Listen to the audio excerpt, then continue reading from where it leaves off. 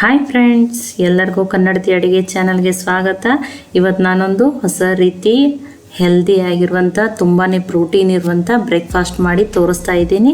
ಇದನ್ನು ನೀವು ಲಂಚು ಡಿನ್ನರ್ಗಾದ್ರೂ ಮಾಡ್ಕೋಬೋದು. ಮಕ್ಳಿಗೂ ದೊಡ್ಡವ್ರಿಗೂ ಎಲ್ಲರಿಗೂ ಇದು ತುಂಬಾ ಒಳ್ಳೆಯದು. ಟೇಸ್ಟೂ ತುಂಬಾ ಡಿಫ್ರೆಂಟ್ ಆಗಿರುತ್ತೆ.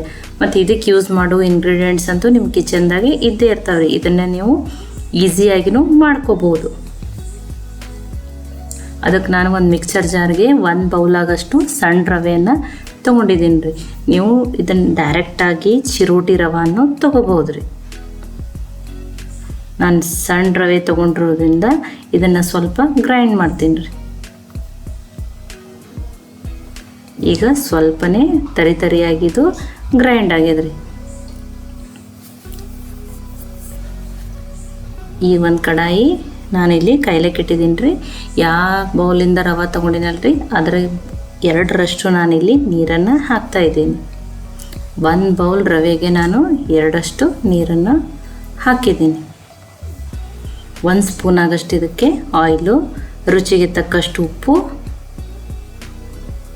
ಇಲ್ಲಿ ನಾನು ಈ ಥರ ಒಣ ಬ್ಯಾಡಗಿ ಮೆಣಸಿಕಾಯನ್ನು ಸ್ಲೈಸು ತೆಳುವಾಗಿ ಕಟ್ ಮಾಡಿ ಹಾಕ್ತಾಯಿದ್ದೀನಿ. ಇದು ಟೇಸ್ಟು ಚೆನ್ನಾಗಿ ಕೊಡ್ತದೆ, ನೋಡ್ಲಿಕ್ಕೂ ತುಂಬಾ ಡಿಫ್ರೆಂಟಾಗಿ ಕಾಣ್ತದೆ. ಇದು ಕುದಿ ಬರ್ಬೇಕ್ರಿ ನೀರು. ನೋಡ್ರಿ, ಈಗ ನೀರು ಕುದಿ ಬರಕತ್ತದ ರೀ. ಗ್ಯಾಸ್ ಲೋ ಫ್ಲೇಮ್ನಾಗಿರಲಿ ರೀ. ಈಗ ಗ್ರೈಂಡ್ ಮಾಡ್ಕೊಂಡಿರುವಂಥ ರವೆಯನ್ನು ಸ್ವಲ್ಪನೇ ಹಾಕಿ ಗಂಟಾಗ್ದೇ ಚೆನ್ನಾಗಿ ತಿರೋಬೇಕ್ರಿ. ನೋಡ್ರಿ, ಚೆನ್ನಾಗಿ ತಿರುವುದರಿಂದ ಕರೆಕ್ಟ್ ನೋಡ್ರಿ. ಇಲ್ಲಿ ಈಗ ಯಾವುದೇ ರೀತಿ ಗಂಟುಗಳು ಆಗಿಲ್ಲ ರೀ.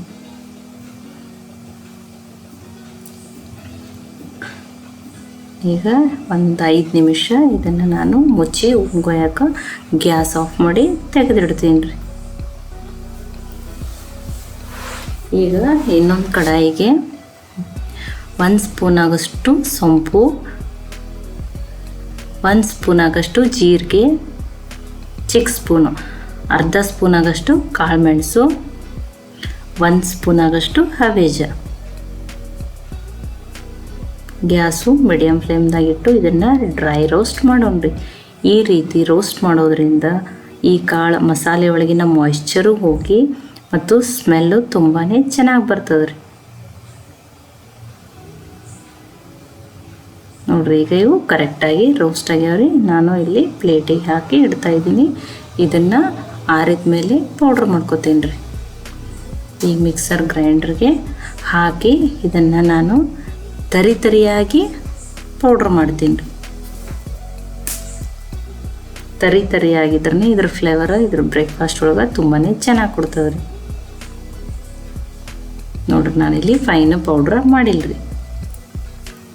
ಇದಕ್ಕೆ ನಾನು ಒಂದು 2 ಸ್ಪೂನ್ ಆಗಷ್ಟು ಹುರಿದಿರುವ ಕಡಲೆ ಬೀಜ ಅಥವಾ ಶೇಂಗಾನ ಹಾಕಿ ಅದನ್ನು ತರಿಯಾಗಿಯೇ ಪೌಡ್ರ್ ಮಾಡ್ತಾಯಿದ್ದೀನಿ ರೀ. ಈಗ ಇದು ಪೌಡ್ರ ಕರೆಕ್ಟಾಗಿ ರೆಡಿಯಾಗಿದೆ ರೀ. ಇದನ್ನು ನಾನು ಒಂದು ಪ್ಲೇಟಿಗೆ ಹಾಕೋತಾ ಇದ್ದೀನಿ. ಈ ರೆಡಿಯಾಗಿರುವಂಥ ಪೌಡ್ರನ್ನ ನಾನು ಆಮೇಲೆ ಯೂಸ್ ಮಾಡ್ತೀನಿ ರೀ. ಈಗ ಅದೇ ಮಿಕ್ಸರ್ ಜಾರ್ಗೆ ನಾನು 1 ಬೌಲ್ ಆಗಷ್ಟು ಹೆಸರು ಬೇಳೆಯನ್ನು 2 ಅವರ್ ನೆನೆ ಹಾಕಿಟ್ಟಿದ್ದೀನಿ ರೀ. ಇವು ಹೆಸರು ಬೇಳೆ ತುಂಬಾ ಬೇಗ ನೆನಿತಾವ್ರಿ. ನೋಡ್ರಿ, ಈ ರೀತಿ ಬಟ್ಟಲಿ ಮುರಿಯತಾವಂದ್ರೆ ಇವು ಕರೆಕ್ಟಾಗಿ ನೆಂದಾವ್ರಿ. ಇನ್ನೂ ಸ್ವಲ್ಪ ಬೇಗನೆ ನೆನಿಬೇಕಂದ್ರೆ ನೀವು ಬಿಸಿನೀರೊಳಗೆ ನೆನೆಸ್ಬೇಕ್ರಿ. ನೋಡ್ರಿ, ನಾನು ಯಾವುದೇ ನೀರು ಹಾಕದೇನೋ ಅರ್ದಿನಂದ್ರೆ ಈ ರೀತಿ ಇದು ಪೇಸ್ಟು ರೆಡಿ ಆಗ್ಯದ. ಈಗ ನಾನು ಇದನ್ನು ಈ ಬೌಲ್ಗೆ ಹಾಕೋತೀನಿ ರೀ.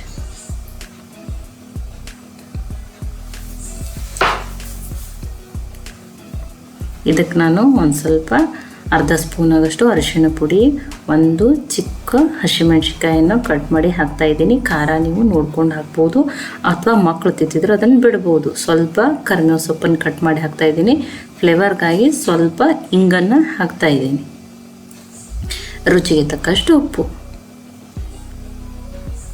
ಈಗ ಮಾಡ್ಕೊಂಡಿರುವಂಥ ಮಸಾಲೆಯನ್ನು ನಾನು ಇದರಲ್ಲಿ ಆ್ಯಡ್ ಮಾಡ್ತಾಯಿದ್ದೀನಿ. ಇದನ್ನು ಈಗ ಚೆನ್ನಾಗಿ ಮಿಕ್ಸ್ ಮಾಡೋಣ್ರಿ.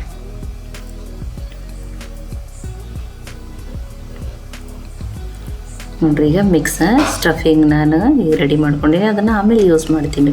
ಈಗ ನೋಡಿರಿ ರವೆ ಉಮ್ಗೊಯ್ದು ಕರೆಕ್ಟಾಗಿ ರೆಡಿಯಾಗಿದೆ. ಇದು ತುಂಬಾ ಆರಿಲ್ಲ, ಸ್ವಲ್ಪ ಬಿಸಿ ಅದ ರೀ. ಈಗ ಒಂದು ಸ್ವಲ್ಪನೇ ಆಯಿಲ್ ಹಚ್ಚಿನ ಇದನ್ನು ಕರೆಕ್ಟಾಗಿ ಮತ್ತೊಂದು ಸ್ವಲ್ಪ ಸಾಫ್ಟ್ ಮಾಡಿಕೊಂಡು ಹಿಟ್ಟಿನ ಥರ ರೆಡಿ ಮಾಡ್ಕೋತೀನಿ ರೀ. ನೋಡಿ ಚೆನ್ನಾಗಿ ಹಿಟ್ಟು ಈ ಥರ ಮಿದ್ದಿ ಸಾಫ್ಟ್ ಮಾಡ್ಕೊಂಡೇರಿ. ನೋಡಿರಿ ಎಷ್ಟು ಸಾಫ್ಟಾಗಿದು ರೆಡಿಯಾಗಿದೆ. ಈಗ ಇದಕ್ಕರಲ್ಲಿ ಸ್ವಲ್ಪ ಸ್ವಲ್ಪ ಭಾಗವನ್ನು ತಗೊಂಡು ಚಿಕ್ಕ ಚಿಕ್ಕ ಉಂಡೆಗಳನ್ನಾಗಿ ನೋಡಿ ಇಷ್ಟು ತಗೊಂಡು ನಾನು ಇದನ್ನು ಗೋಧಿ ಹಿಟ್ಟು ಹಚ್ಚಿ ಲಟ್ಟಿಸ್ತೀನಿ ರೀ. ನೀವು ಇದನ್ನು ಯಾವ ಸೈಜದಾದ್ರೂ ಮಾಡ್ಕೋಬೋದು. ನೋಡಿರಿ ನಾನು ತುಂಬ ದಪ್ಪನೂ ಇಲ್ಲ, ತುಂಬ ತೆಳುವನೂ ಇಲ್ಲ, ಆ ರೀತಿ ಇದನ್ನು ಲಟ್ಸೀನಿ ರೀ. ಈಗ ಈ ಬೌಲ್ನಿಂದ ನಾನು ಇದನ್ನು ಕೊರಿತಾ ಇದ್ದೀನಿ. ಅಂದ್ರೆ ಬಟ್ಟಲ ಅಂಚು ಯಾವ ಶಾರ್ಪ್ ಇರ್ತದಲ್ರಿ ಆ ರೀತಿಯಿಂದ ಆ ಬಟ್ಲ ನೀವು ಯೂಸ್ ಮಾಡಬೇಕು. ನಾನು ಇನ್ನೊಂದು ನಿಮಗೆ ಮಾಡಿ ತೋರಿಸ್ತೀನಿ. ಕನ್ನಡತಿ ಅಡುಗೆ ಚಾನಲನ್ನು ಸಬ್ಸ್ಕ್ರೈಬ್ ಮಾಡಿ, ಬೆಲ್ ಐಕಾನ್ ಪ್ರೆಸ್ ಮಾಡಿರಿ. ನೋಡಿ ಒಮ್ಮೆಲೆ ಎರಡನ್ನು ನಾನು ರೆಡಿ ಮಾಡಿ ಇಟ್ಕೊಂಡಿದ್ದೀನಿ. ಈಗ ಹೆಸರು ಬೇಳೆ ಮಾಡ್ಕೊಂಡಿರುವಂಥ ಸ್ಟಫಿಂಗನ್ನು ಇದರೊಳಗೆ ಹಾಕ್ತೀನಿ ರೀ. ಒಂದು ಹಾಫ್ ಪೋರ್ಷನ್, ಒಂದು ಅರ್ಧ ಪೋರ್ಷನ್ಕಾಗಷ್ಟು ಇದನ್ನು ನೀವು ಹಾಕಬೇಕು. ಸ್ಟಫಿಂಗ ನೋಡಿ ಹಾಕ್ರಿ, ನಿಮ್ಗೆ ಎಷ್ಟು ಬೇಕು ಅಷ್ಟನ್ನಾದ್ರೂ ಹಾಕ್ಬೋದು ತುಂಬಿನೂ. ನೋಡಿ ಈ ರೀತಿ ನೀಟಾಗಿ ಇನ್ನೊಂದು ಸ್ವಲ್ಪ ಹಿಡಿಸ್ತಿತ್ತಂದ್ರೂ ಹಾಕಿ ಇದನ್ನು ನೀಟಾಗಿ ಸ್ಟಫಿಂಗ ಮಾಡಿರಿ. ನೋಡಿರಿ ಈ ರೀತಿ ನಾನು ನಿಮ್ಗೆ ಒಂದು ಮಾಡಿ ತೋರಿಸೀನಿ ರೀ.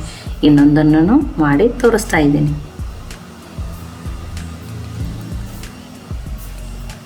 ಹೆಸರುಬೇಳೆ ಶೇಂಗಾ ಎಲ್ಲ ಯೂಸ್ ಮಾಡಿರೋದ್ರಿಂದ ಇದು ತುಂಬ ಪ್ರೋಟೀನ್ ಇರುವಂಥ ಬ್ರೇಕ್ಫಾಸ್ಟು.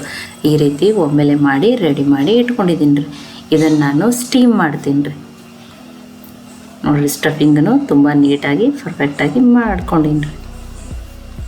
ಈಗ ಆಲ್ರೆಡಿ ನಾನು ಕಡಾಯಲ್ಲಿ ನೀರನ್ನು ಕಾಯಕ್ಕೆ ಇಟ್ಕೊಂಡಿದ್ದೀನಿ ರೀ. ಸ್ಟೀಮ್ ಮಾಡೋಕ್ಕೆ ಈ ಹೋಲಿರುವ ಪಾತ್ರೆಯನ್ನು ತೊಗೊಂಡಿದ್ದೀನಿ. ಸ್ವಲ್ಪ ಆಯಿಲನ್ನು ಗ್ರೀಸ್ ಮಾಡ್ತಾ ಇದ್ದೀನಿ ರೀ. ನೀವು ತುಪ್ಪನೂ ಗ್ರೀಸ್ ಮಾಡ್ಬೋದು.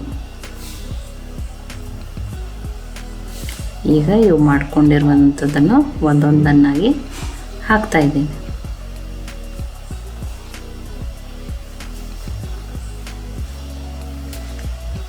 ನೋಡ್ರಿ ಒಮ್ಮೆಲೆ ಈಗ ಹಾಕಿ ರೆಡಿ ಮಾಡಿ ಇಟ್ಕೊಂಡಿದ್ದೀನಿ ರೀ. ಇದನ್ನು ಮುಚ್ಚಿ ಹೈ ಫ್ಲೇಮಲ್ಲಿ ಒಂದು 10 ನಿಮಿಷ ಸ್ಟೀಮ್ ಮಾಡೋಣ ರೀ.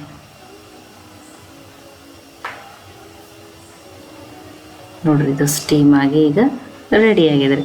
ಇದನ್ನು ನಾನು ನೋಡಿ ಇಲ್ಲಿ ಈ ಸ್ಟಿಕ್ಕಿಗೆ ಯಾವುದೇ ಹಿಟ್ಟು ಅಂಟಿಲ್ಲ ಅಂದ್ರೆ ಇದು ಕರೆಕ್ಟಾಗಿ ಸ್ಟೀಮ್ ಆಗಿದೆ ಅಂದಂಗೆ.